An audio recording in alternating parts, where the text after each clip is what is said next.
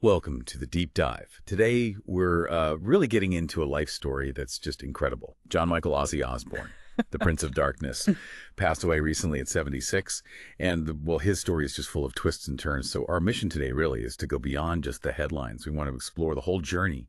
We'll look at, the sad news of his passing, his health battles, which were very public, and, of course, his massive impact on music, on pop culture, why people call him the Godfather of metal. Get ready for some maybe surprising facts and insights. From his tough start in Birmingham right up to being this global icon. Okay, so let's start with the news itself. Tuesday, July 22, 2025. The world learns Ozzy Osbourne is gone, 76. And what's really striking, almost poignant, is the timing. His family said he died surrounded by love less than 3 weeks after. Well, after what turned out to be his last show. Yeah, that final performance July 5th, back in his hometown, Birmingham, at Villa Park. It was huge. A reunion with the original Black Sabbath guys, Geezy Butler, Tony Iommi, Bill Ward. First time they'd all been on stage in, 2 decades? Wow. And he performed, get this, from a throne decked out with bat wings, sang classics like Paranoid. You can just picture it. The event, Back to the Beginning, it was called. And it wasn't just Sabbath. Metallica was there, Slayer, Guns N' Roses, thousands of people. The reports say Ozzy was visibly moved, big grin on his face, fans chanting his name. It must have been just incredibly powerful. A final tribute, really. It really makes you think, though, doesn't it, what it must have taken for him to do that show, considering everything he'd been through health-wise. Absolutely. There was a lot of speculation beforehand, fans, even doctors apparently, wondering about his condition. Some thought maybe the effort. Maybe it contributed to his decline. Others felt it gave him a kind of closure, maybe allowed him to rest. Yeah, that final performance feels even more remarkable when you understand just how much he was battling physically. It wasn't easy. So what exactly were those health struggles in his later years? Well, it was a lot. There was that serious fall back in 2019 at his home in LA. It apparently aggravated an old spinal injury, needed pretty extensive surgery. Right. And then that same year, he got the Parkinson's diagnosis, which he didn't actually share publicly until January 2020. And reading about it, sounds like this wasn't the sort of typical Parkinson's people often think of. No, exactly. It was specified as Parkin 2. It's a rarer form. It's inherited. Links to a specific gene mutation, the PRKN gene. So unlike the more common form, often linked to, say, environmental factors or just age, Parkin 2 can show up earlier. It might progress slower, but it's still degenerative. It's still incurable right now. And the symptoms? Still the stiffness, tremors? Yeah, muscle stiffness, tremors, problems with coordination, and also just profound fatigue, things we associate with Parkinson's, but with that genetic root. I remember seeing that interview he did on Good Morning America. He was so honest. He said something like, "A year ago, I was in a terrible state. I'm on a host of medication. Numbness down this arm, legs going cold." And he admitted, I don't know if it's the Parkinson's or what. That's the problem. Just brutal honesty. And Sharon, his wife, she clarified it. It's Parkin 2. It's not a death sentence, but it affects the nerves. You have good days and then really bad days. It paints a picture, doesn't it? It really does. But, the bigger picture here, perhaps, is how open he was about it all. The mobility issues especially, sometimes needing help to walk, daily physiotherapy. He really put a human face on Parkinson's for so many people, raised a lot of awareness. Yeah, definitely. And he kept fighting, trying different treatments, stem cells, plasma therapy, even robotic rehab stuff. And his family, they were fiercely protective too. His daughter Kelly, just weeks before he passed, was shutting down rumors about him being near death or that awful suicide pact story. Really emphasized his resilience, fighting right till the end. So incredible personal resilience there.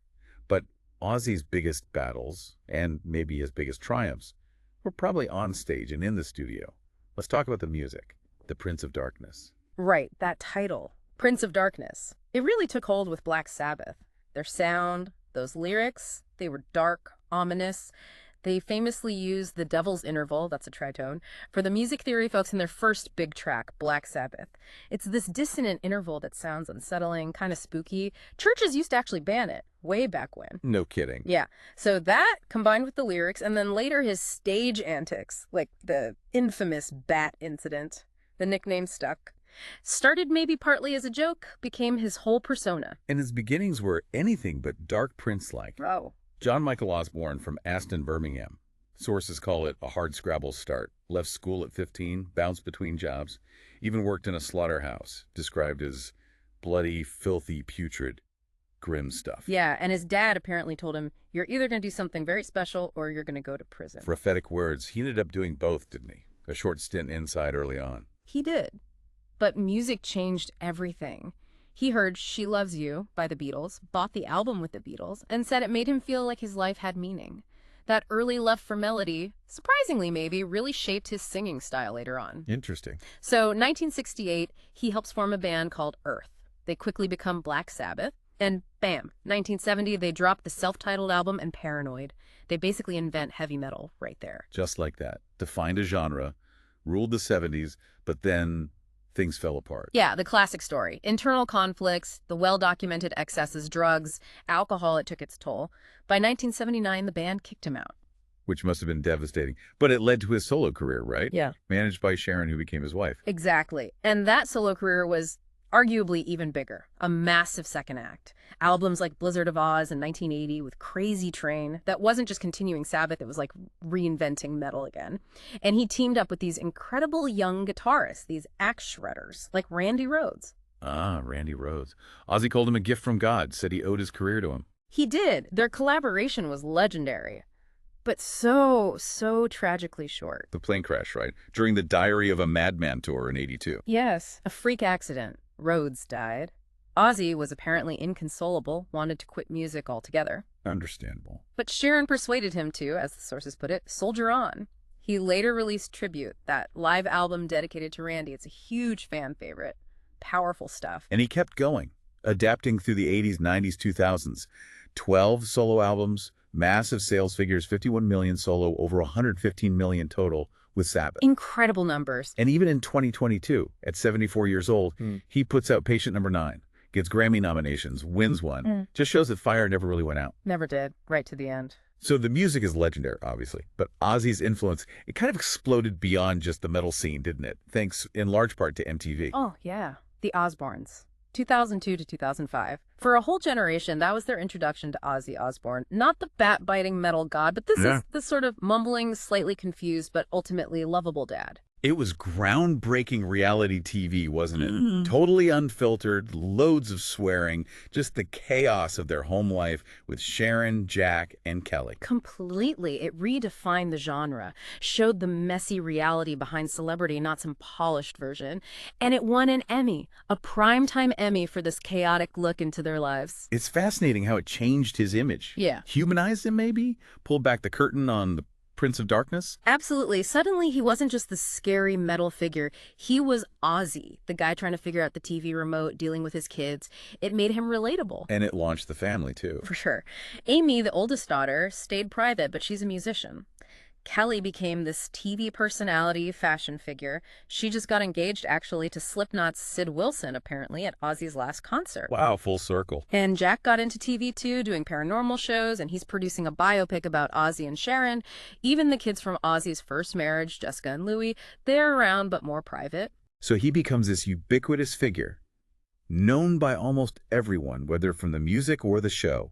He created Ozfest, that massive festival. Did the podcast reboot of the Osbournes more recently. Collaborated with everyone from Eric Clapton to like Post Malone on that track, Take What You Want. Even sang with Miss Piggy. Right, which leads to a really interesting question, doesn't it? How does the guy famous for, biting the head off a bat become this beloved, almost cuddly pop culture figure? Accepted for all his eccentricities, respected despite the controversies.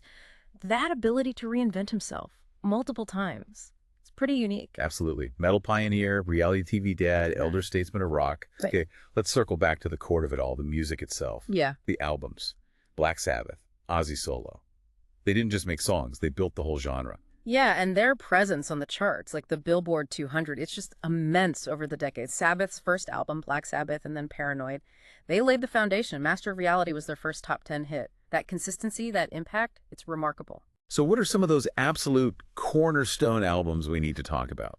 Well, for Sabbath, you have to start with Paranoid. It's consistently ranked as one of the greatest albums ever, period. Iron Man, War Pigs, timeless anthems. Sure. And then fast forward decades later, that 2013 reunion album, 13, it debuted at #1, just proved how much power they still had. Incredible comeback. And for solo stuff, what stands out? Blizzard of Oz is essential, considered one of the defining heavy metal albums. It only peaked at number 21, believe it or not, but its longevity.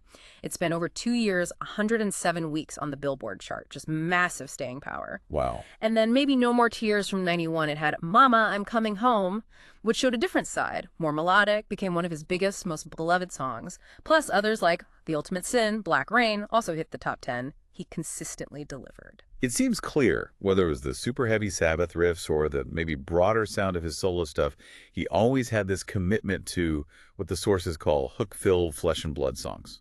Exactly. Real songs with power and melody. That's the thread running through it all. So looking back from that kid in Birmingham with dyslexia, told he'd end up in prison, working in a slaughterhouse, to become the godfather of metal, a reality TV star known worldwide. It's just an unbelievable life, as he might say. Totally. A story of huge talent, yeah, but also incredible struggle and just sheer resilience. His music, his whole persona, it didn't just shape metal, it influenced countless artists everywhere. Fashion, art, movies. He touched it all. You look at the honors, double Rock and Roll Hall of Fame inductions, 5 Grammys. The impact is undeniable. It's not going to fade. And you see that now with his passing. The tributes pouring in from absolute legends, Elton John, Metallica, Ronnie Wood. It shows the universal respect he earned. So reflecting on this whole incredible legacy, what really stands out, especially thinking about that final powerful performance just weeks before the end, it makes you wonder, doesn't it? How much did having that last moment, that connection with the fans, how much did that fuel him? And what does maybe tell us about music, about performance, its power to maybe transcend even the hardest personal battles? Something to think about.